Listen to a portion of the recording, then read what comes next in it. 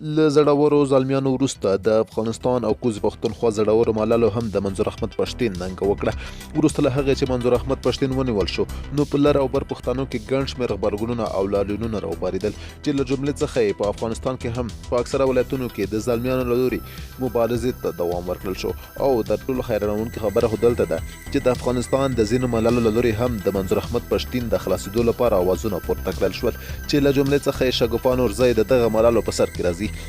شګوفه نورزی له منظور احمد پښتین څخه کلک ملاتړ اعلان کړ او ویل تر هغو به خپل مبارزې ته دوام ورکړي چې تر څو ملي مشر منظور احمد پښتین خلاص شوی نه وي. منظور احمد پښتین د روانې میاشتې په 24مه نیټه په پېښور ښار کې د پاکستان د پولیسو له لوري ونیول شو او د 14 ورځو په تنفیذي بند سره محکوم کړل شو. د منظور احمد پښتین له نیولو وروسته په کوزه او بره پښتونخوا کې ګڼ شمېر غبرګونونه راوپارېدل چې له جملې څخه یې د افغانستان د ولسمشر محمد اشرف غني ټویټ، د فضل هدي مسلم یار غبرګون او همدارنګه د حامد کرزي غبرګون د یادولو وړ دي.